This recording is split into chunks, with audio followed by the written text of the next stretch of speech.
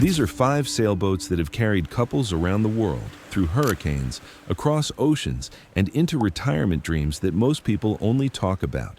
Each one sells for between $65,000 and $200,000 on the used market today, which is less than a modest home in most American cities, and each one has decades of proven ocean crossings behind it. What we're covering today are the absolute best used sailboats for living aboard full-time. And these aren't weekend cruisers or marina queens. These are proper blue water vessels designed and built for people who want to trade their mortgage for a mooring line and actually go somewhere with their lives. Anyone who's been researching Liveaboard boats has probably noticed prices climbing in the used market. Boats Group published their 2024 mid-year report showing the average used boat now sells for $211,500, which represents a 4.2% increase from last year. Here's where it gets interesting for buyers, though. Boats are sitting on the market an average of 165 days now, and that creates room to negotiate if you know exactly what you're looking for. That's what this video delivers. A breakdown of 5 proven designs that serious cruisers have trusted for decades. You'll find these boats anchored in harbors from the Caribbean to the South Pacific, sailed by people who actually live aboard year-round. Before getting into specific boats, we need to talk about what separates a Liveaboard from a weekend cruiser, and it's not just about size. When the experts at Practical Sailor evaluate Liveaboard sailboats, they examine fundamentally different specifications than they would for coastal cruising. Tankage comes first on their list. A typical Catalina 30, which is a perfectly fine boat for weekends, carries just 36 gallons of water. Every boat on today's list carries between 150 and 200 gallons, and that's the difference between running dry after a few days and having genuine independence for weeks at a time. Headroom matters just as much for full-time living. All 5 of these boats offer standing headroom of 6 feet 3 inches or more throughout the living areas. Spending months aboard changes when you can stand up straight, because that transforms a boat from cramped quarters into an actual home.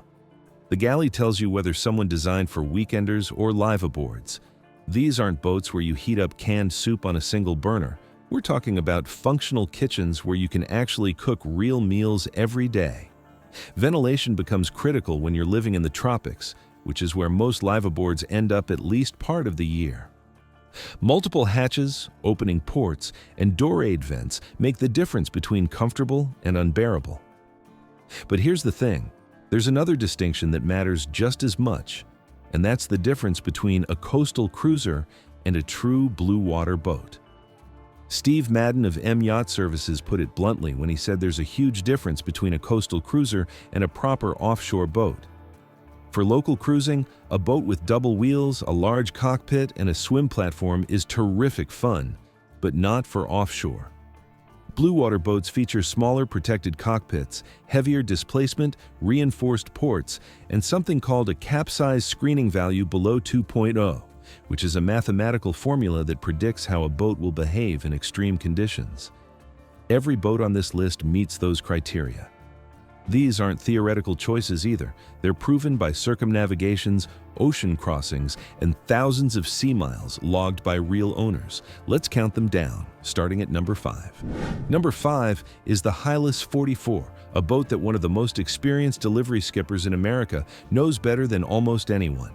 John Kretschmer logged 20,000 blue water miles aboard Hylas 44s while serving as head delivery skipper for the U.S. importer, and that included sailing through the eye of Hurricane Bob. His verdict after all those miles was direct. He said he never felt the hull flex or heard it groan. Germain Frères designed the Hylas 44, and he's the legendary Argentine naval architect who also designed America's Cup winners Il Moro di Venezia and Luna Rossa. Queen Long Marine in Taiwan built the boats between 1984 and 1993, producing roughly 80 hulls during that run. What made the construction special was how each hull received its own dedicated team of shipwrights who fashioned the bulkheads, veneers, and trim pieces entirely by hand. According to those who witnessed the process, incredible pride of workmanship drove every team, and crews actually competed with each other to produce the finest work. The specifications paint part of the picture. Length overall runs 44 feet 2 inches with a beam of 13 feet 6 inches. Displacement comes in at 22,320 pounds with 11,020 pounds of ballast, which gives her a ballast to displacement ratio of 49.4%, and that's exceptional for stability. For couples, the layout works particularly well because of the dual walkthrough to the aft master stateroom. You can access it from either the galley or the aft head, and reviewers called this a tremendously popular feature. The centerline queen berth, which was added after hull number 13, and the separate shower stall in the masterhead show designers who understood what Liveaboards actually need. Several Hylas 44s have completed full circumnavigations, including at least one passage around Cape Horn. Kretschmer wrote for Sailing magazine that Germain Frères designed her to sail, and she does, describing how she ran before distant swells caused by Hurricane Grace while surfing along at double-digit speeds. Some things to watch for when shopping for one of these boats. Avoid any boat equipped with Westerbeck 70 horsepower engines because parts are expensive, availability is limited, and finding qualified mechanics proves difficult. Perkins or Yanmar engines serve buyers much better. The center cockpit on early boats is notably small, and that was enlarged after the first 13 hulls. Overhead hatches on these boats are notorious for sprouting leaks. On the used market right now, expect to pay between $80,000 and $140,000 for clean examples. Boats showing CYC logos that indicate charter service history will have higher engine hours, but that also proves the boat's offshore capability. The Hylas Yacht Owners Association maintains over 835 members with more than 5,400 forum posts, which means active community support regardless of your boat's age. Number 4 is the Tayana Vancouver 42, a boat that John Kretschmer says he's encountered all over the world during his decades of offshore sailing. Robert Harris of Vancouver, British Columbia designed her, and Ta Yang in Taiwan handles production, which has continued since 1979. Roughly 200 hulls have launched, with about 130 in the aft cockpit configuration and 70 featuring center cockpits. Her design combines a traditional double-ended hull shape with a modern fin-skeg underbody. Kretschmer describes her as stiff and seaworthy, if not wickedly fast, and that's an honest assessment. Speed she may lack, but comfort she delivers in abundance. The displacement of 29,147 pounds gives her the highest comfort ratio on today's list at 43.3, meaning she rides more comfortably than 96% of similar designs. Her capsize screening value of 1.62 sits well below the 2.0 threshold that naval architects consider safe for ocean voyaging. Ta Yang's semi-custom production approach created tremendous variety in the used market. Owners could move bulkheads, choose between aft or center cockpit configurations, and select from multiple head arrangements, and the factory accommodated individual preferences in ways that mass production builders simply don't.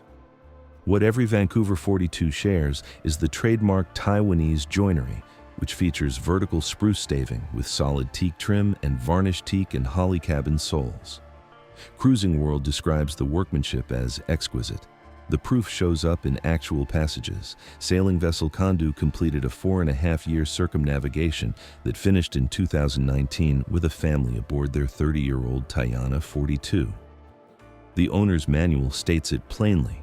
Ocean crossings by V-42s are routine, and circumnavigations have been reported. The Tayana Owners Group launched around 1980 and now counts over 2,000 members with extensive archives, a quarterly newsletter, and a hull number database. That kind of community support proves invaluable when you're maintaining an older boat in remote anchorages. Shopping for one means watching for a few things. Original 33 horsepower engines are underpowered, and as one surveyor noted, nobody has ever accused Ta Yang of going light. Repowering to 50 or 75 horsepower is common and recommended. Early models from 1979 to 1985 may have black iron tanks and lower quality stainless steel. And like all teak-decked boats, maintenance never stops. On the current market, expect to pay between $70,000 and $180,000, with the lower end of that range representing exceptional value. Number 3 is the Hallberg-Rassy 42, and when Practical Sailor advises buyers, their words carry weight. If you can swing the money, the Hallberg-Rassy 42 should sit at the very top of your list. Production happens in Ellos, Sweden, under Lloyd's surveyor supervision, and the HR-42 represents European craftsmanship at its finest. Two versions exist, the original 42E that Ola Enderlein designed and which launched between 1980 and 1991 with 255 hulls built, and the 42F that German Frères designed for production between 1991 and 2001 with 181 hulls completed. The Frères designed 42F achieves a capsize screening value of 1.7, which is excellent by any standard, along with a comfort ratio of 38.2. You can spot a Hallberg-Rassy from a distance by its signature fixed heat-tempered glass windscreen. First introduced in the 1960s, this cockpit protection outperforms canvas Dodgers because it's easier to see through and essentially never needs maintenance. The center cockpit creates two completely private staterooms, each equipped with its own ensuite head, and the aft master cabin's location reduces motion for better sleep on passage. Quality shows in the details throughout. One owner forum member explained it this way: where on some boats you'll find laminate wood finish, on an HR you'll find teak-faced ply, and where you might find teak-faced ply elsewhere, on an HR the teak will be thicker with tighter grain and consistent color. Real testimony comes from sea miles, though. John Neal logged 70,000 miles aboard his Hallberg-Rassy 42, named Mahina Tiare II, over 7 years, and that included 6 Cape Horn roundings and Antarctic voyages. His assessment, after all that, an excellent value. Neal later upgraded to a Hallberg-Rassy 46, which now shows over 230,000 miles on its hull, the equivalent of 7 circumnavigations. The primary maintenance concern centers on the teak deck because water intrusion through screw holes can damage the fiberglass underneath. Pre-1987 decks used silicone bedding that eventually fails, while post-1987 models use superior Simpson compound. Deck replacement runs between 15,000 and 25,000 British pounds or more. Current market prices range from 126,000 to 230,000, with about 7 listings on Yacht World as of December 2024.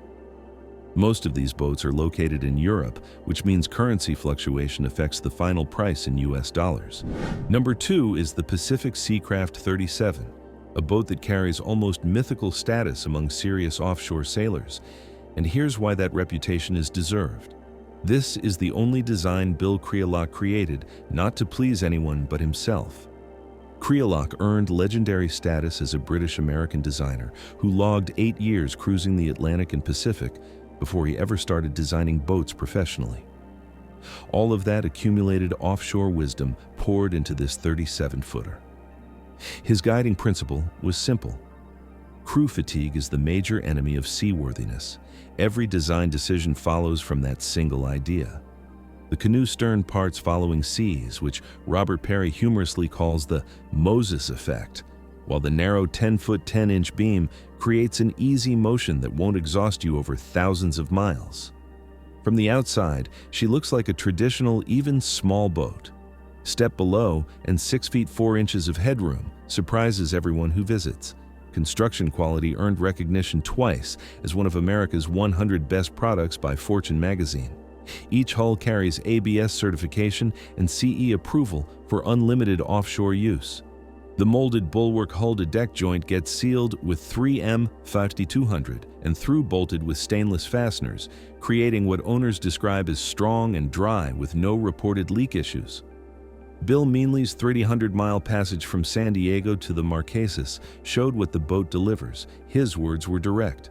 Right from the beginning, he felt confident with the Kreulock 37 because it just felt natural, and a lot of boats bigger than the 37 aren't nearly as well conceived for cruising. The yacht Terwin logged 12 years and 40,000 miles, including 2 transatlantic crossings aboard one of these boats. One advantage sets Pacific Seacraft apart from most boats of similar vintage. The company remains in business, now located in Washington, North Carolina. They still provide parts, refits, and technical support for a design that's been in production since 1978, with roughly 200 hulls built over 45 years. Shopping for one means watching for a few issues. Pre-1988 boats may show cosmetic osmotic blisters that aren't structural but worth knowing about. and the 1988 and later models use vinyl ster resin that solved this. Water tanks integral to the hull liner can develop blisters affecting taste, and the fuel capacity of just 35 to 40 gallons limits motoring range, which matters in light air passages. Current market pricing runs from $65,000 to $165,000 with about 10 listings on Yacht World as of December 2024. Number 1 is the Island Packet 40, representing founder Bob Johnson's refined vision of accessible blue water cruising. Johnson's credentials came from serious work. MIT Naval Architecture graduate, designer at Irwin Yachts, then founder of Island Packet in 1979. His philosophy never wavered, and his own words capture it: quality, safe, dependable cruising with a good turn of speed, but not built with that focus. The numbers show part of what makes this boat special. Length on deck runs 39 feet 11 inches, extending to 41 feet 6 inches with the bowsprit. Beam measures 12 feet 11 inches, creating generous interior volume. Displacement comes in at 22,800 pounds with 10,000 pounds of lead ballast. The real innovation is Johnson's full foil keel, a hybrid design that stretches the modern fin into a long, hydrodynamically shaped keel with no exposed bolts. Ballast sits encapsulated entirely within the hull, which eliminates the maintenance headaches that plague traditional keel bolts. This delivers shallow draft access of under 5 feet, or as little as 3 feet 10 inches with the shoal option, while maintaining the directional stability of a full keel boat. For the Bahamas, the Florida Keys, or anywhere you want to explore thin water, this matters enormously. Liveaboard features run deep throughout the boat. Cruising World called the U-shaped galley the best they'd ever seen on a monohull under 45 feet. Ventilation comes from 13 opening ports, 7 deck hatches, and 4 dorade vents, which is critical for tropical comfort. Cedar-lined hanging lockers and extensive drawer storage throughout show that someone was thinking about people who actually live aboard. Tankage reflects that same thinking: 170 gallons of water and 170 gallons of fuel, which is genuine cruising range. Passages prove the design works. Owner Mike Smith completed a trade-wind circumnavigation via the Red Sea from 1997 to 2000 aboard his IP-40, averaging 150-mile days and experiencing El Niño conditions with 35-knot winds. His verdict was clear: the IP-40 really shone offshore. Between 1994 and 2000, Island Packet built 139 of these boats. A few things to watch when shopping for one. Chain plates on pre-96 models were encapsulated in fiberglass, which can hide corrosion. Island Packet modified the design around 1996 to address this, which means earlier boats need a thorough survey. Tank replacement is labor-intensive because tanks were installed before the deck went on. Current market prices range from $85,000 to $179,900 with 11 listings on Yacht World as of December 2024, and multiple listings show price drop indicators that suggest room for negotiation. Now comes the honest conversation about what maintaining these boats actually costs, because the purchase price is just the beginning. The widely cited rule of thumb runs between 10 and 30% of your boat's value annually, and that's a wide range. Where you fall depends enormously on whether you can do your own work. Yachting World surveyed owners of 41 to 60-foot blue water cruisers and found average annual costs exceeding $20,000. That money breaks down roughly as $7,000 to $8,000 for general maintenance, $6,120 for boatyard work and haul-outs, around $3,000 for replacement equipment, $2,250 for fuel, including domestic use, and $6,300 average for insurance. Insurance costs vary dramatically by location, with hurricane zones costing significantly more.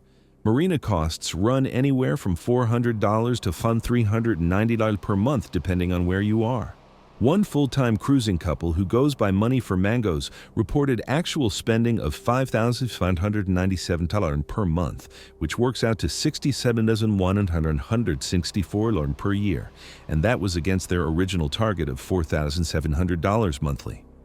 At the other end of the spectrum, Vanabon Tales spent $10,000 to $300 in 1 year maintaining a 29-foot monohull they'd purchased for just $25,000, which shows the percentage rules don't always hold, because smaller, older boats can actually cost more per dollar of value.